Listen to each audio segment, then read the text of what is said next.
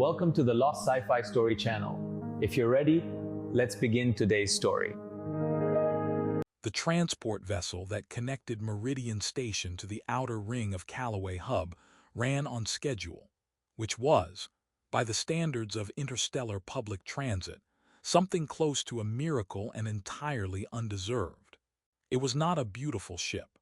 It was the kind of vessel that had been designed by committee, approved by budget, and decorated by someone who believed that the color gray existed in a sufficient number of variations to constitute an aesthetic philosophy. The passenger compartment smelled of recycled air and the particular brand of collective resignation that accumulates when 40-odd beings of varying biological requirements agree, silently and without discussion, that complaining will not improve the oxygen recyclers. Thessara Vel had taken the 0940 departure from Meridian because it was the cheapest available option, because she was between research postings, and because the Valley Institute of Xenocognitive Studies reimbursed travel expenses only up to a figure that suggested their accountants had last updated their understanding of ticket prices sometime before the expansion accords. She had a window seat, which she had specifically requested, and which looked out onto a view of uninterrupted black punctuated by the occasional distant smear of light that might have been a star cluster, or might have been a smudge on the viewport. It was difficult to say. She had stopped trying after the first hour. Her neural inhibitors had been performing without complaint for 11 years. They were Valley manufactured, third generation, the kind that came with a warranty card written in 4 languages and a strongly worded recommendation to schedule maintenance every 18 months. Thessara had last scheduled maintenance 14 months ago, which she would later describe to the technician as nearly on time, and which the technician would later describe in his incident report as a contributing factor. The failure, when it came, did not announce itself with drama. There was no alarm, no warning light, no small internal voice suggesting she might want to brace for impact. There was only a sensation she had not felt since her early training days, a slow, nauseating loosening, like the moment before a knot gives way. And then the thoughts of 39 other passengers arrived in her head simultaneously and without invitation. The woman in row 7 was composing, in meticulous and escalating detail, a message to someone named Dav who owed her money and apparently believed that time, applied generously enough to a debt, would transform it into a gift. A child near the front bulkhead was adjudicating a fierce internal trial over the moral failings of a fictional character, and the verdict, delivered with the solemn certainty only available to 9-year-olds, was not looking favorable for the defendant. Somewhere behind her, an elderly Vethani gentleman was thinking about a specific soup his grandmother had made, and the memory was so saturated with warmth and the smell of something like cinnamon that Thessara almost lost herself in it entirely before she remembered she had a crisis to manage. She pressed both hands flat against the armrests. She breathed. She deployed every technique her training had given her for exactly this kind of situation, which were numerous, well-documented, and currently performing about as well as a paper umbrella in a pressure leak. The thoughts kept coming. She cast her psychic awareness outward in a searching arc, not to read, but to anchor, the way a person falling reaches for anything solid, and latched onto the nearest stable consciousness available. The man beside her. She had catalogued him the way she catalogued all adjacent passengers, efficiently, minimally, with no intention of follow-up. Human male, mid-30s by their reckoning, the kind of face that had once held more openness than it currently did. A jacket of former quality, a scar above the left eyebrow that traced a curve too deliberate to be accidental. He had spent the journey reading something on a handheld screen and had not once attempted conversation, which had elevated him considerably in her estimation. She had not learned his name. She had not needed to. He was, in the taxonomy of fellow travelers, background, part of the landscape of a journey she intended to survive and forget. What she found inside his mind stopped her involuntary reach as completely as walking into a wall in the dark. Not chaos. Every xenopsychology paper she had ever read, written, or peer-reviewed described the human mind in the same fundamental terms. Energetic, associative, structurally diffuse, and about as easy to navigate as a room where someone has been spinning in circles with a fire hose. Humans had no natural psychic architecture. They were not built for it. Their thoughts moved laterally, emotionally, in great looping arcs that connected breakfast to childhood memories, to unresolved workplace grievances, without apparent concern for logical geography. Reading a human mind uninvited was, as a senior colleague had once described it, like trying to have a quiet conversation in the middle of a carnival that is also somehow on fire. What she found in his mind was silence. Precise, structured, deliberately load-bearing silence. The kind that does not occur naturally. The kind that is built. Thessara sat very still in her narrow seat, the recycled air moving indifferently around her, the gray walls of the compartment holding their positions with the commitment of things that have never been asked to do anything more interesting. Outside the smudged viewport, the stars continued their long, patient work of existing. The man beside her turned a page on his screen without looking up. She understood, with the slow and terrible clarity of someone who has opened a door that will not close again, that the 3 hours she had spent sitting beside this unremarkable human had been the most significant 3 hours of her career, and that he almost certainly knew it. She did not panic. This was important. Thessara Vel had been trained by the Bailey Institute's most rigorous program in xenocognitive fieldwork, had spent 4 years studying alien consciousness in conditions that ranged from academically challenging to genuinely life-threatening, and had once maintained professional composure while accidentally reading the mind of a Dravathi ambassador who was, at that precise moment, thinking about something that would have scandalized 3 separate governments and a moderately progressive religious order. She was not someone who panicked. She panicked, internally and without visible evidence, which was the only saving grace available to her.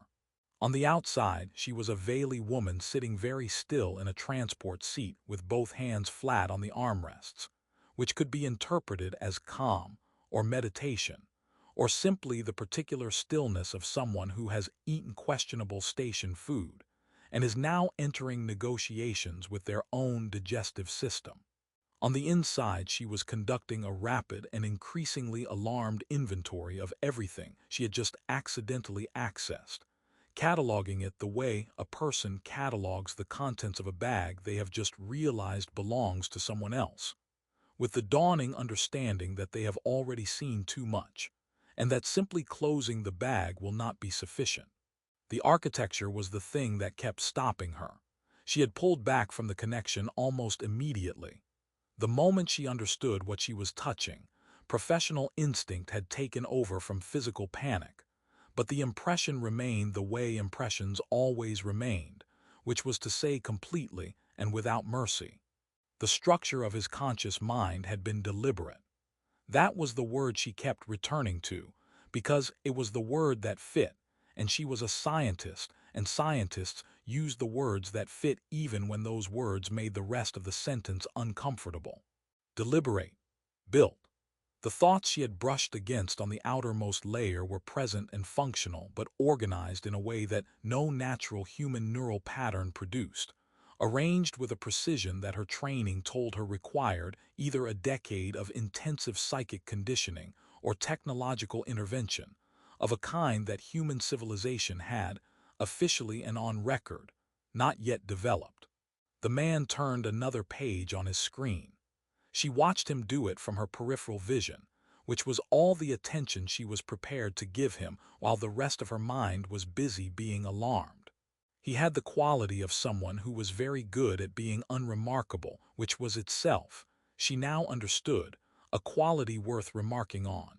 His body language was relaxed without being theatrical about it. His breathing was even. His jacket, the one that had been expensive 4 years ago, was draped with the comfortable looseness of a person who was simply sitting on a transport and reading something mildly interesting. And if there was a part of him that knew exactly what had just happened in the invisible architecture of the space between their seats, that part of him had apparently decided that the appropriate response was to continue reading.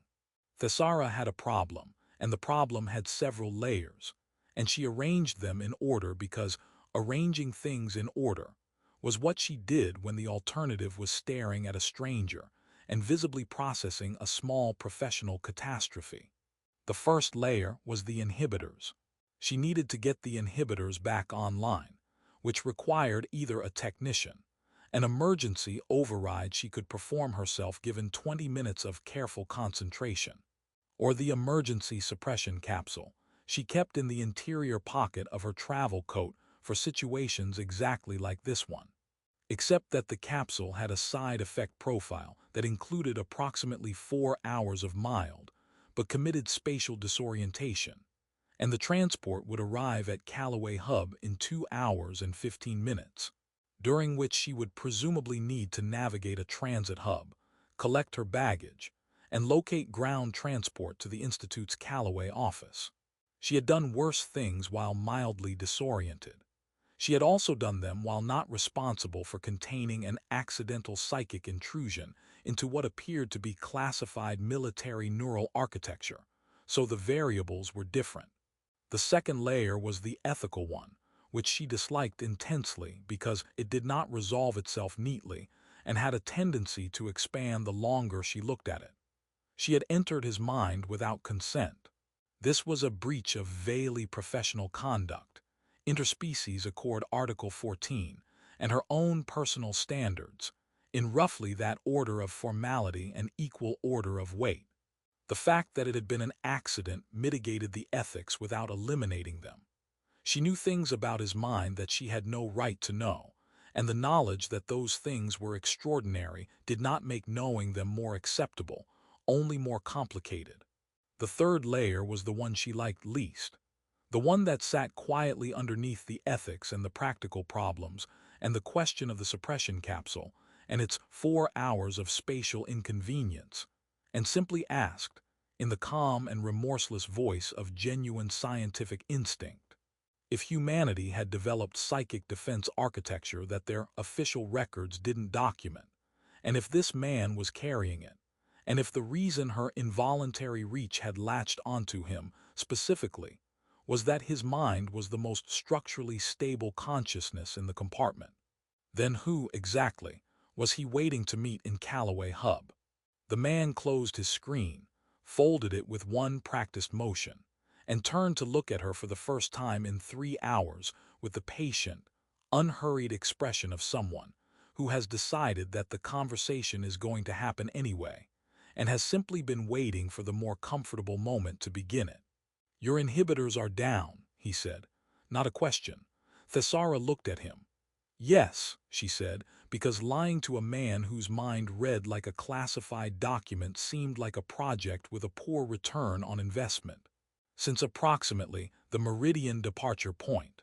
He nodded the way people nod when something confirms what they already suspected, and said, "That's about 40 minutes longer than the standard detection threshold." He paused. "You're better trained than your file suggests." The recycled air continued to move. The gray walls held their positions.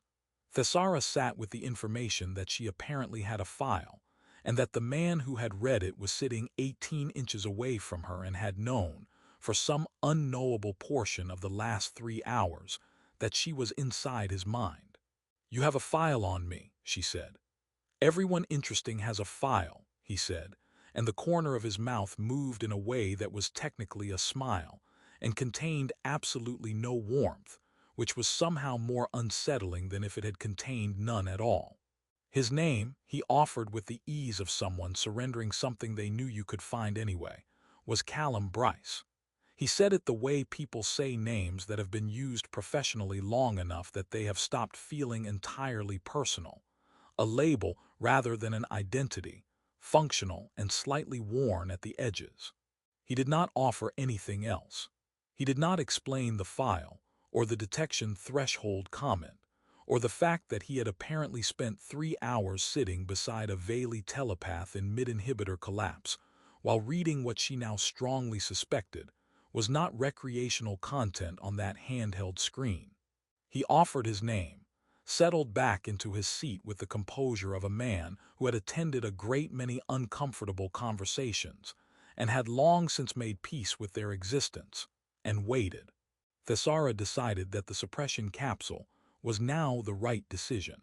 Not because the spatial disorientation seemed less problematic than it had 20 minutes ago.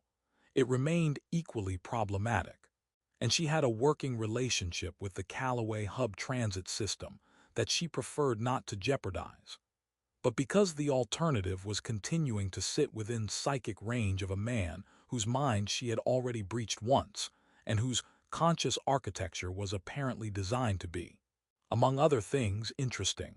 She did not trust her inhibitor-free concentration in the proximity of something interesting. This was not a personal failing. This was a professional assessment made by someone who knew herself well enough to be honest about her own weak points, and her weak point, if she was being entirely truthful, had always been exactly this: the thing that should not exist. She reached into her interior coat pocket with the controlled deliberateness of someone who wants to make clear that what they are retrieving is a medical device, and not, for instance, a weapon. The capsule was small and matte blue, and looked like something a cautious traveler might take for transport sickness, which was more or less accurate depending on how loosely you define the relevant terms. She pressed it against the side of her neck with 2 fingers. The mechanism engaged. She had approximately 12 minutes before the disorientation began, which gave her 12 minutes to establish what was happening, who this man was, and whether she needed to contact the Institute before or immediately after arriving at Calloway Hub. "You said I have a file," she said. "I would like to know who maintains it." "The agency I work for," Callum said, with the helpfulness of a man who has just answered a question in a technically accurate way. "You work for an agency." "Most people who have agencies work for them, yes." She looked at him steadily. The Veli were not, as a species, particularly given to expressions of exasperation. Their facial musculature operated on a more restrained register than humans, their features arranged in ways that human observers frequently described as serene, and which Thessara's colleagues described, more accurately, as the look of people who have learned to conduct their emotional lives somewhere less visible. But she had spent enough years among other species to have developed a small vocabulary of borrowed gestures, and she deployed one now, a long, measured exhale that conveyed, clearly and across the species boundary, that she found his answer insufficient. To his credit, the corner of his mouth moved again. This time it reached slightly further and contained something that was at least adjacent to genuine. "The agency is a subdivision of the interspecies accords intelligence framework," he said. "We work on anomalies, things that fall between what one species knows about another and what is actually true, gaps in the official record. And I am a gap in the official record. You're adjacent to one." He glanced down at his hands briefly, then back up. "The gap is me." This was, Thessara acknowledged privately, a more honest answer than she had expected, and it recalibrated several of the assessments she had been quietly running since the moment he had spoken the words "your inhibitors are down" with the calm of a man reading a weather report. She had been operating on the assumption that he was either the source of something hidden or the guardian of it. The possibility that he was both, and that he was aware of being both, and that he was choosing to tell her this on a transport vessel 40 minutes from Calloway Hub, while she was 12 minutes from pharmaceutical spatial disorientation, suggested either a level of trust she had not earned yet or a level of control over the situation that meant trust was not the relevant variable. "The neural architecture," she said carefully, because if they were doing this, if this conversation was actually happening in the way it appeared to be happening, then she was not going to pretend she hadn't found what she'd found. "What I accessed. It isn't natural human development." "No," he said. It's also not in any xenopsychology paper I've read, and I've read most of them, including several that are restricted. But I know which ones you have clearance for, he said, and then, perhaps reading something in the quality of her stillness, added, that came out more surveillance adjacent than I intended. I just meant that the research you'd have access to wouldn't cover this. It's not restricted. It doesn't exist in the literature because what was done to me wasn't done by anyone who publishes. The transport hummed around them, indifferent and continuous. Outside the viewport, the stars held their ancient positions and refused to offer commentary.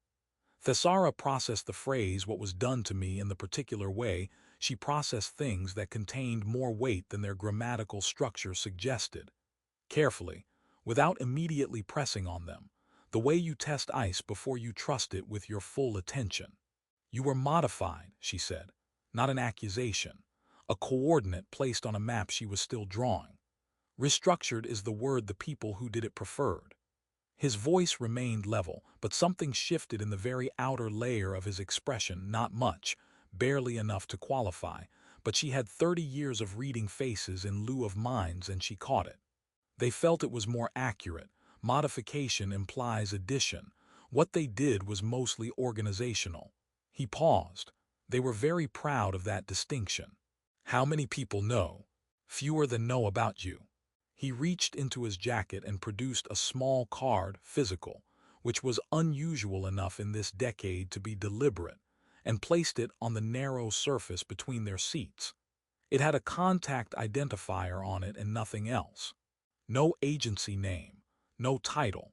The Institute will want to debrief you when you land. Standard protocol for inhibitor failure in transit. His eyes met hers with the directness of someone who has decided that directness is now the only available efficiency. Tell them it was a false alarm. Tell them the capsule resolved it before meaningful exposure occurred. And then, when you've had 2 days to think about what you actually found in there, contact that identifier and tell me whether you think the gap in the official record is worth investigating. Thessara looked at the card. She looked at Callum Bryce. She felt, at the edges of her perception, the first mild suggestion that her spatial orientation was beginning its scheduled 4-hour renegotiation with reality, which meant the capsule was working, and she had approximately 90 seconds to form a coherent position on everything she had just been told. She picked up the card. You assumed I'd want to investigate, she said. You picked up the card, he said.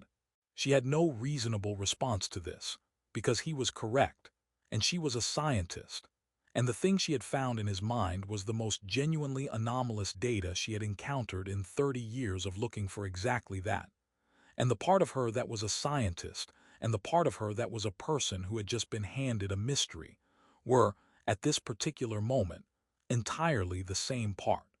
The transport began its descent toward Calloway Hub. The overhead lighting, still calibrated by someone without sympathy for eyes, flickered once and held. Thessara sat with a card in her hand, and 4 hours of spatial disorientation on the horizon and the quietly devastating certainty that her research posting between assignments had just become something considerably more significant than between. Calloway Hub, at the best of Thessara, navigated it with the careful, wide-stance deliberateness of a person for whom the floor had recently developed opinions about its own angle.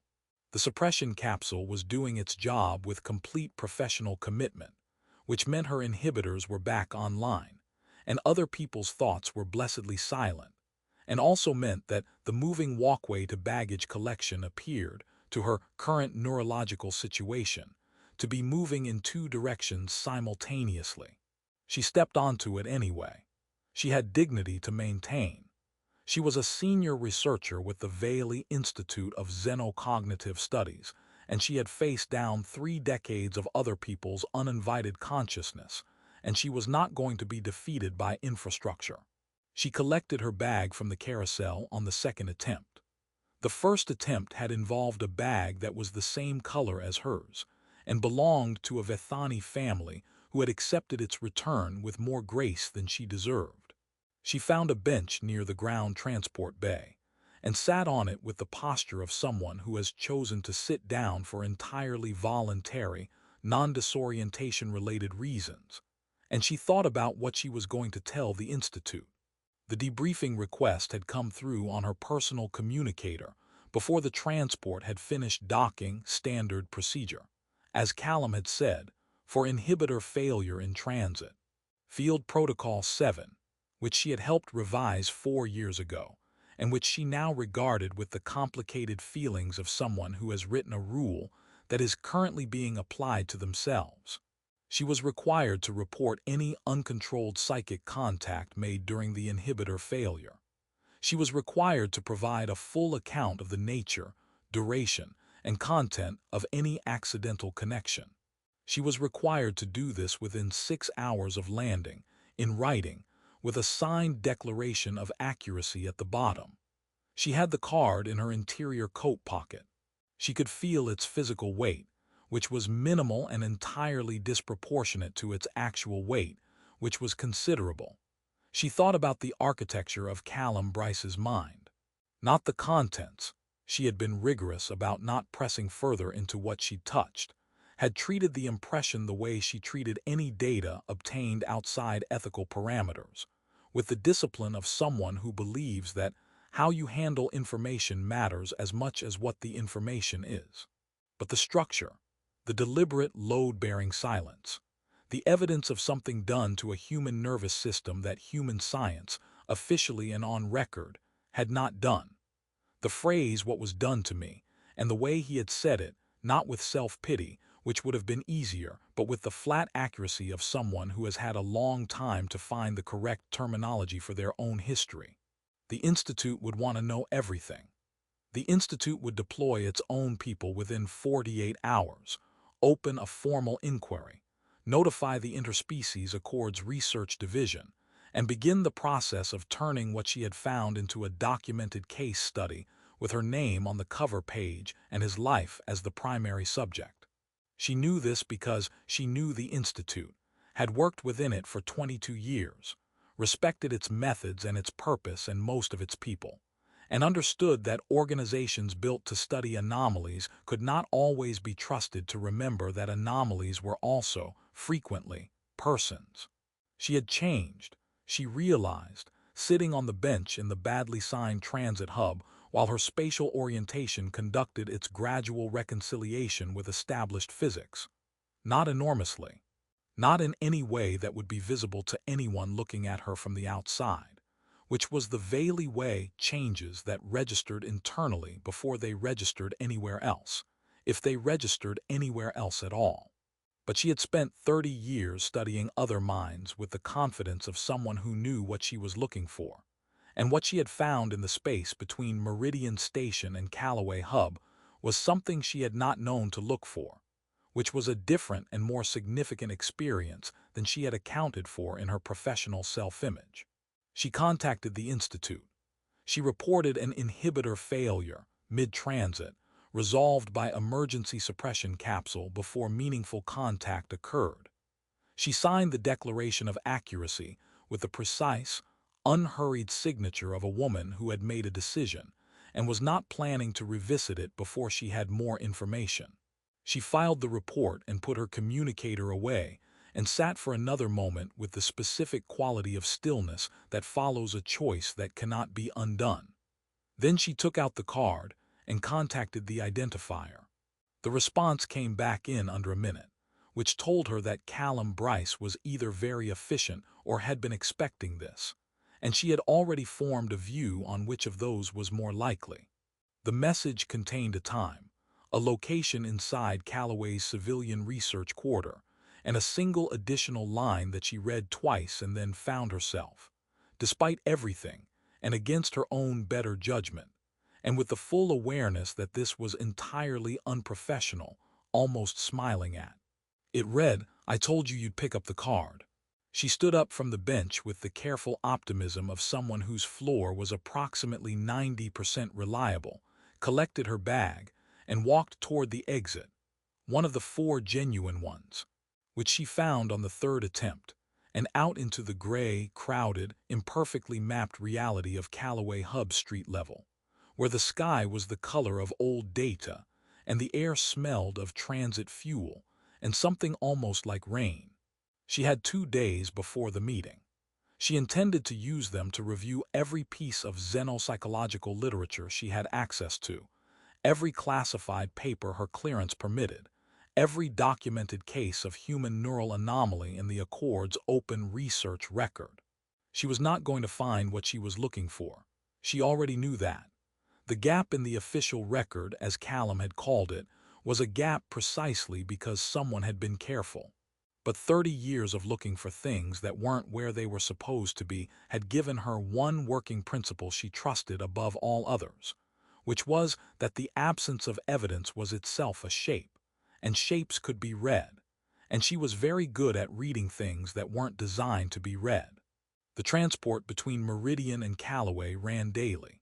She had taken it for practical reasons, at a budget-conscious fare, with no expectation of consequence. She walked out of the hub into the imperfect air of a city she knew moderately well and thought about how the most significant coordinates of a life rarely announce themselves as significant at the moment of arrival. She thought about a man with a scar above his eyebrow and a mind built like something the official record had never been told to look for. She thought about the version of herself that had boarded the 9:40 departure that morning with nothing more professionally pressing than a research posting and a reimbursement form. That version of herself, she decided, had been between things. She was no longer between things. She was, for the first time in longer than she wanted to calculate, precisely in the middle of one.